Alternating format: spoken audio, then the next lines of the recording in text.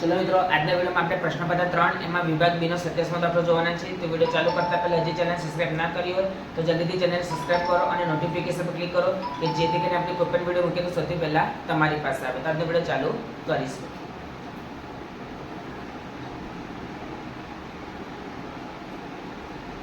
જો તો 2x નો વર્ગ -5x + 3 = 0। તો પહેલા પદનો સહગુણક અને છેલ્લું પદ ધ્યાનમાં લેશું। તો 2 તાલી 6 તો 6 ને આપણે એ રીતે પાડીશું કે -5 આવે। હવે 1 * 6 તો બંનેનો સરવાળો કરીએ તો 5 આવે ના, પણ બાદબાકી કરીએ તો 5 આવે, પણ એનથી થતું નથી એટલે આપણે લખીશું 2 * 3। હવે બંનેનો સરવાળો કરીએ તો 5 આવે, પણ -5 લાવવાના છે।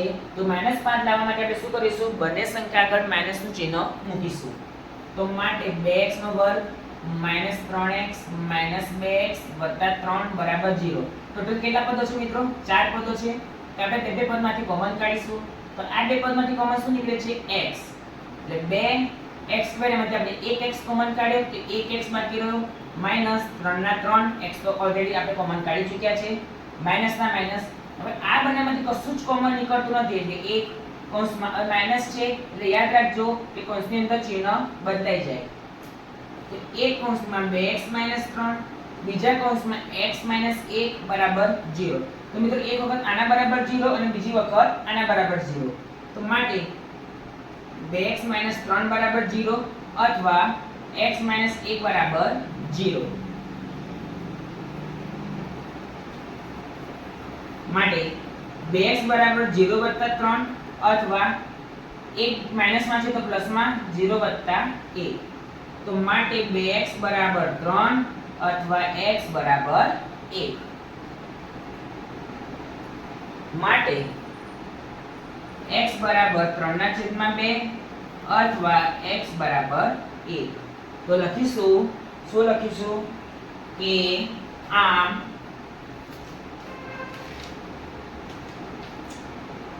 x = 3/2 અને x = 1 એ આપેલ સમીકરણના ઉકેલ હશે।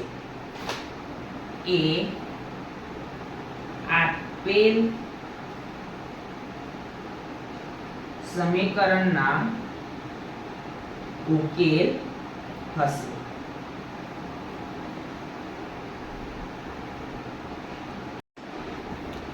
ચલો મિત્રો, આગળનો દાખલો। બિંદુ P2 - 3 અને Q 10y વચ્ચેનું અંતર 10 એકમ હોય તો y ની કિંમત શોધો। તો જો લખીશું કે બિંદુઓ P2 - 3 અને Q 10y વચ્ચેનું અંતર 10 આપેલ છે। તો માટે PQ = 10। હવે શું કરશું મિત્રો? બંને બાજુ વર્ગ કરતા। તો માટે PQ² = 10 નો વર્ગ।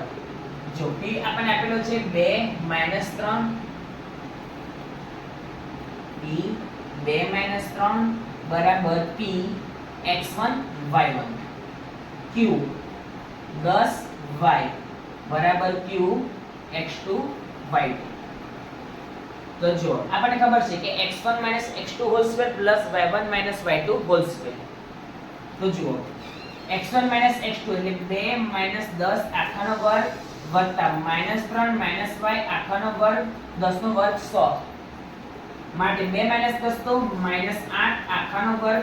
હવે જો અહીંયા a - b હોલ સ્ક્વેર ની ફોર્મ્યુલા યુઝ થશે એટલે a² - 2ab b² = 100। તો માટે 64 વત્તા -3 નો વર્ગ 9 માઈનસ પ્લસ 2 તાલી 6y વત્તા y² = 100।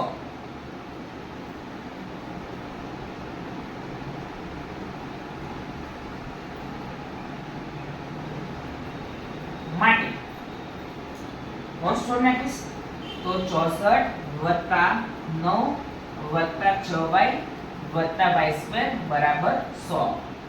તો આ 64 પ્લસમાં છે તો કઈ જશે માઈનસમાં નહીં. ચલો આપણે પહેલા 64 વત્તા 9 કરી દઈએ.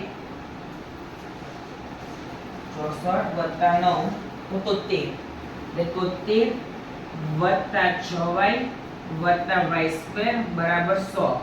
તો માટે હવે 73 પ્લસમાં છે તો કઈ જશે માઈનસમાં. તો પહેલા આપણે સ્ક્વેર વાળું પછી y વાળું અને પછી છેલ્લે લખીશું અચળ પદ. 100 માઈનસ 73 તો માટે y સ્ક્વેર વત્તા 6y 100 માઈનસ 73 27. તો માટે y સ્ક્વેર વત્તા 6y 27 પ્લસમાં છે તો આ બાજુ લઈ જાય એટલે માઈનસમાં બરાબર 0.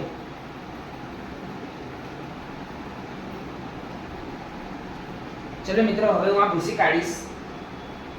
વિડિયો સ્ટોપ કરીને લખી દેજો.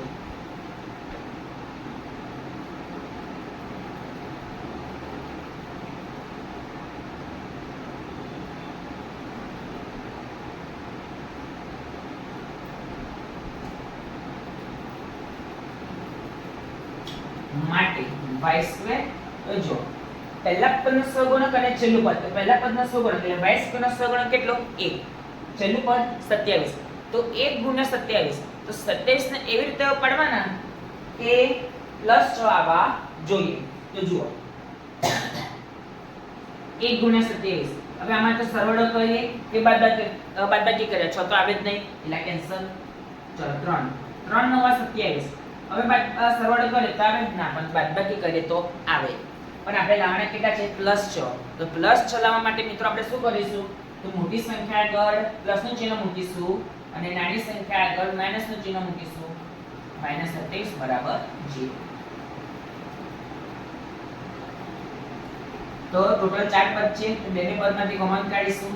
આ બંનેમાંથી કોમન શું નીકળે y એટલે કૌંસમાં y +9 આમાં વચ્ચે કોઈ ચિહ્ન છે માઈનસ એટલે માઈનસ. આ બંનેમાંથી શું કોમન નીકળે છે 3 * 3 3 9 27 કોમન શું નીકળે છે 3. y માઈનસ છે મેં તમને હમણાં જ કીધું માઈનસ છે એટલે કૌંસની અંદર ચિહ્ન ચેન્જ થઈ જાય. શું થઈ જાય પ્લસ 9 બરાબર 0. તો એક કૌંસમાં y + 9 બીજા કૌંસમાં y - 3 બરાબર 0.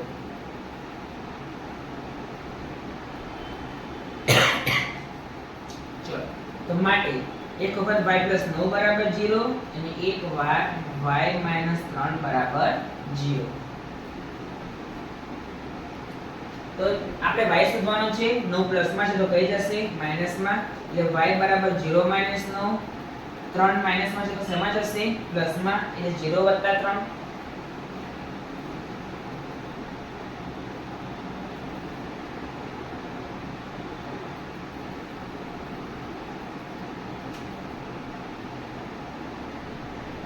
માટે y બરાબર -9 અથવા y બરાબર 3.